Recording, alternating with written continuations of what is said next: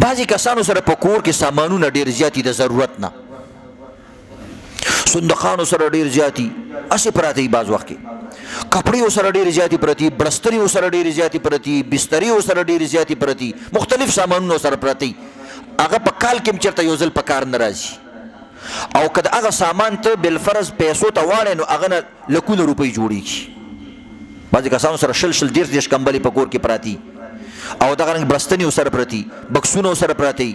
کپړې سره قسم قسم پراتی، سامانونه سره قیمتي پراتی، او هغه نه خرج کیږي، بس په دې المارو کې پراتی. نو کسان تپوس کوي چې دې کې زکات شته که نشته. نو بعضې کسان ویلي چې بعضې عالمانو موږ ته ویلي چې مثلا دا د ضرورت نه زیات څیزونه دي زکات پکې شته، موږ چې بعضو درته ویلي بس ورې کا تکړه شه، زکات د ضرورت نه زیات دي. خو صحیح خبره دا ده چې په سامانونو کې زکاتونه نشته، شریعت وایي که هغه استعمالیږي او که نه استعمالیږي، ځکه بعض شی په کال کې یو ځل استعمالیږي که نه. اوس مثلا چې واده نو میلمانه راشي بې کمبلې خلک راوباسي، چې خیرات وي نو کاسي راوباسي، شکرونه راوباسي، نو روزانه خو سړی خیراتونه نشي کولی که نه. نو شریعت ته زه خیر دی هغه کال پس چې ته به یا خیرات کې یا بیا نه کې، موږ ته خو معلوم یې کې خو یې نه، خو زه ته وایې چې شکرونه مې ساتلي پردي خیراتونو له چې هغه د نه شکرونه یوسي بیا دله پکې غوړه خوروا راولېږي.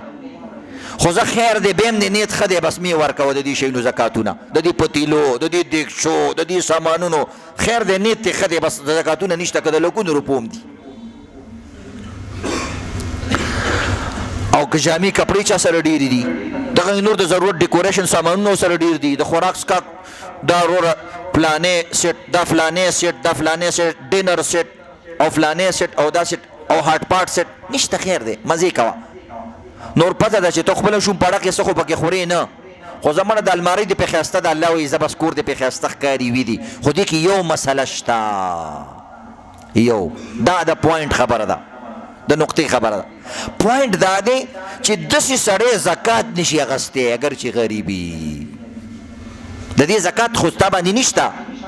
خو که ته نور غریب یې او وروره کور کې دې دا سامانونه دلی پراته دي او 20 یاره پراته دي، نو ته چې زکاتونه اخلې خو دا شی نه خرڅ که په دې باندې ځان له کور روان که که نه، ولې خیر شه ځان له دې کور داسې د بادشاهانو جوړ کړی دی او د فقیرانو په شان زکاتونه غواړي. تا نه خو هغه زکات والا کس ښه دی، د هغه کور ته لاړ شه خړ پړ کور یې دی او 2-3 لکه روپۍ دي او د هغې زکاتونه ورکوي، تا نه خو دغه سړی ښه دی او ته په دې مالدارۍ کې کور د امیرانو په شان ساتي. کور خیر دی، کور شریعت جایز کړی دی، ځکه کور خو ضرورت والا شی دی، ګاډی هم دله جایز کړی دی، ګړۍ او فلانې او موبایل هم دله جایز کړی دی، خو دا هسې چې شی نه پراته دي دا څه دپاره دي؟ نو بیا به دا شی نه خرڅې ځان له به پې کار روانې، او یا زکات ماخله بس ټیک د ویلي خپله مزدوري کوه او خپل خوراک ځان له پیدا کوه او کور دې ښه ښایسته مزېدار. بعضې کسان غریبانان کسي کور یې مزېداري ښایسته، نور یې ورسره هېڅ پیسې نه وي، بس ماښام له ګټي او سټي او خوري، بس پروا یې نه کوي، زنده باد کور یې ښایسته ساتلی دی، بیټک یې مزېدار ساتلی دی او دغه رنګ عزتمندو لږې پیسې ګټي او هغه خوري، زکات د چا نه نالي. ګینې زکات پې که دا سامانونه لري کې ته باندې زکات کېږي. نو دا پکې نقطه ده چې کوم سړي سره د ضرورت نه زیات د 1.5 لک روپو نه زیات ساماني چې بالکل نه پکارېږي، نو داسې سړی به چې کوم د عزتمندو زکات نه اخلي.